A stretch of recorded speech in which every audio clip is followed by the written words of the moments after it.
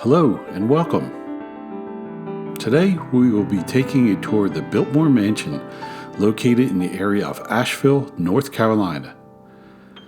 The moment you arrive, you are greeted with an impressive view. It is difficult to relay the sheer size of this mansion. Hopefully, by the end of this video, you'll get a good idea of it.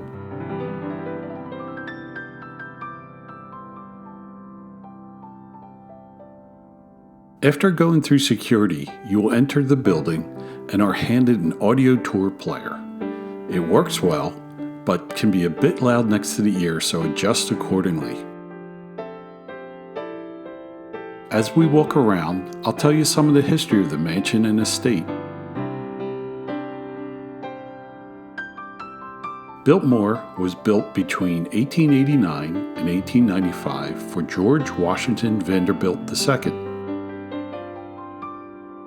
His vision was to bring the architecture and workings from Europe's estates to this country. The team of architects that designed the mansions and village are Richard Sharp Smith, Richard Morris Hunt, and Frederick Law Olmsted. The construction of the mansion required that a woodworking shop and brick kiln be built. There was even a 3-mile-long railroad added to support the transfer of materials to the site. The name Biltmore comes from a combination of words. The first part, Bilt, from de Bilt, is his ancestors' place of origin in the Netherlands. The second part, moor, describes an open, often elevated land. This area in North Carolina was picked because he liked the scenery and weather. He would come to call this his little mountain escape. Originally, the estate encompassed 125,000 acres. Now, that is down to 8,000 acres. This difference is due to the maintenance cost as well as such things as income tax being passed. What once housed the Vanderbilt name has changed over the years. In 1898, George married Edith Dresser. They had a single daughter, Cornelia. She was born at the Biltmore in the Louis XV room. George died suddenly in 1914 from complications he had from an appendectomy. Cornelia married John Cecil, the first secretary of the British Embassy in Washington, D.C. They had 2 sons who were also born in the Biltmore. It was in 1930 that they opened up the estate for tourism, only to close from 1941 to 1945 due to World War II. Sadly, Cornelia and John divorced in 1934. Cornelia left the estate, but John stayed until his death in 1956.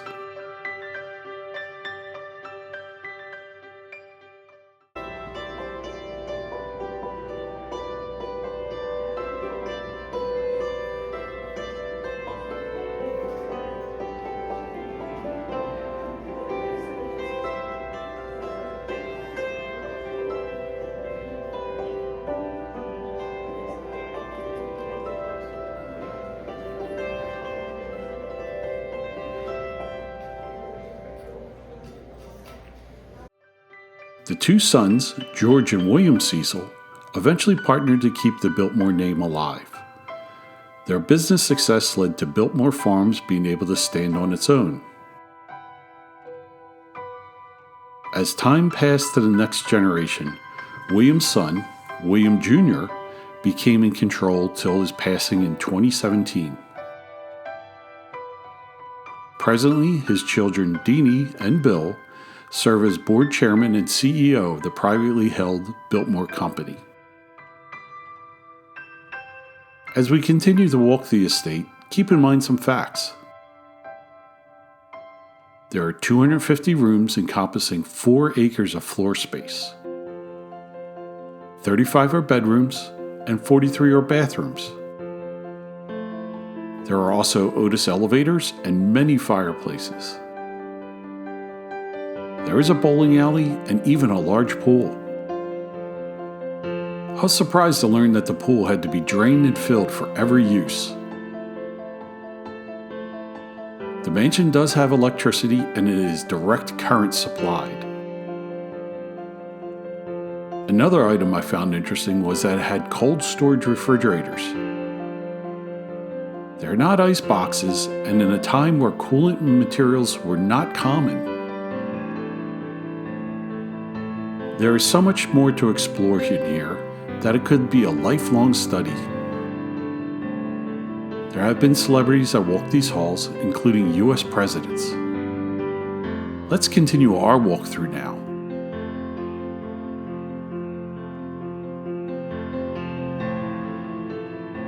Let's talk about the art.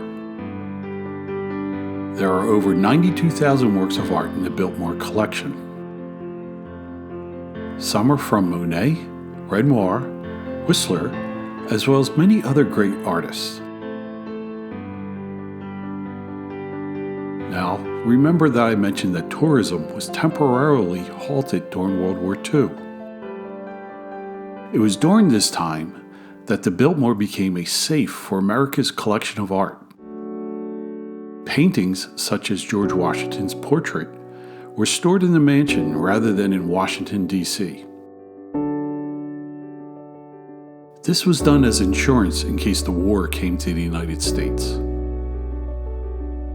The person responsible for making this happen was David Finley. He was the director of the National Gallery of Art and recognized the remote location as an ideal place for safe storage.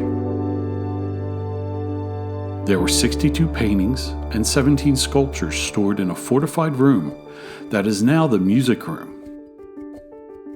When the threat passed, the artwork returned to its place in the National Gallery. A great thanks to the Biltmore for keeping such precious works safe. Let's continue on and look around.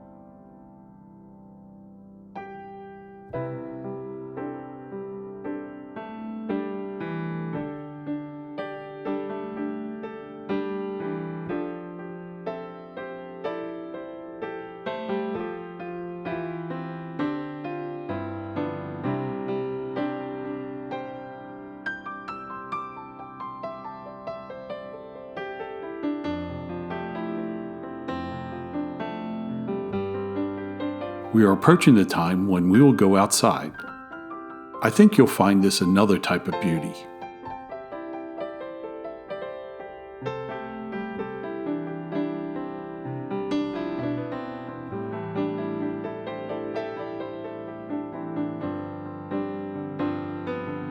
The outside is impressive and shows very successful horticulture. Walking the grounds, you can see numerous works of art and fountains.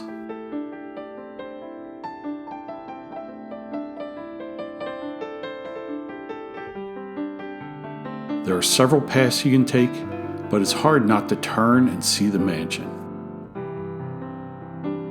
Still, there are many spots where you could sit and enjoy the quietness of nature.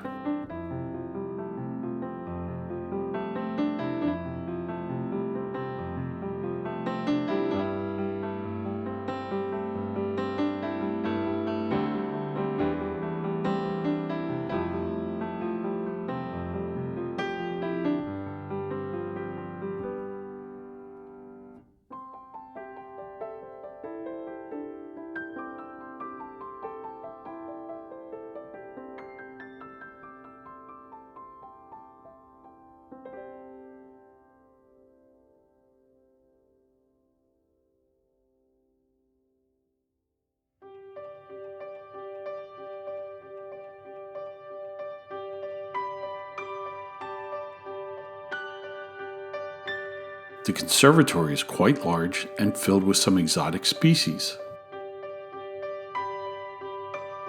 We spent a lot of time enjoying the gardens. One fun fact is that the forestry education program was established here in 1889 by educator Carl Alwyn Schenck. It is appropriately named the Biltmore Forest School.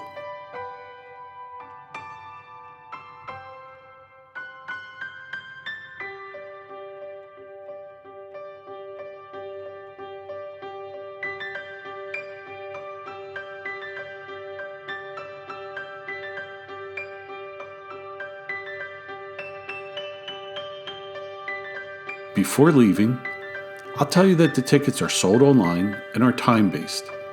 You can find the cost and available times on the website. You will need a vehicle if you're not staying on the estate's hotel or inn. There is a good amount of parking. Those needing assistance will be able to take a shuttle, but double-check that parking location before arriving.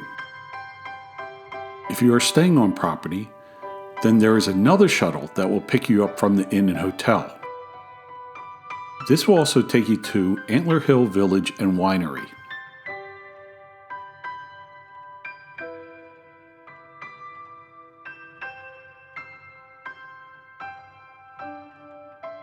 There are shops and restaurants at the mansion itself. I took advantage of some of the pastries there, which were good. One more item you might want to look into is the nighttime show called Luminaire. I did not view it, but heard from other visitors that it was excellent. I hope that helps you if you decide to visit the Biltmore. This is a great place to visit for learning about the architecture of the time as well as the history. Thank you for watching. Have a blessed day. This is the Traveling Manatee.